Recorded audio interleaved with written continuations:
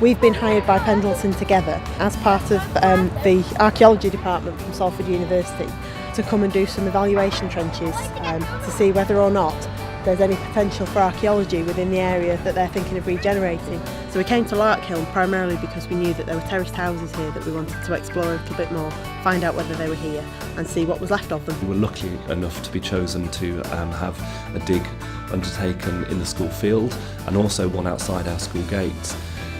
That's been quite an exciting project to be part of. The project's gone really, really well. We've had a lot of local interest and a lot of people have been really keen on hearing about what's been going on in the past here. We found bits and pieces of the housing here at Larkhill, but across the wider area of Pendleton we have found little bits and pieces associated with the cattle market that was on the site of the Windsor School. We've also found bits and pieces of the housing and a little bit of the iron foundry as well that was also on the site of the Windsor School. So we have found little bits and pieces, not too much in the way of little pottery bits and pieces, but we found lots of walls, floors, we found a nice cobbled surface from the cattle yard, so it's gone really well. Including the community is always really good for us, primarily because it gets them to feel a better sense of belonging and a better sense of ownership in the place that they live if they know a little bit more about the history of it. So in terms of that, it really helps the community feel a little bit more together and a bit more integrated. But it's also really good for us as well because we tend to find out all sorts of bits of information that we wouldn't normally get from the archives and the historical documentation that we study first.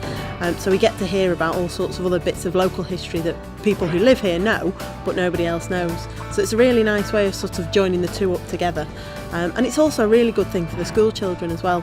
They don't necessarily know a huge amount about where they live other than what they know already, so it's nice for them to find out all sorts of different things about where the place that they live.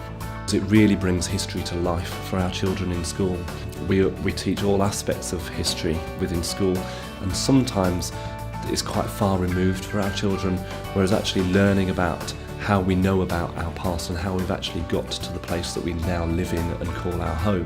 The archaeological dig has really given children an insight into understanding that concept. If we do get the chance to come back and do a bigger dig here, which is one of the things that we're hoping for, it'd be really nice for school to get involved, not only from the sort of the interest level and the joy of discovery that the children will get from finding something, but it's also a really nice way to incorporate into the national curriculum, because the national curriculum is very keen on looking at local history and all that sort of stuff.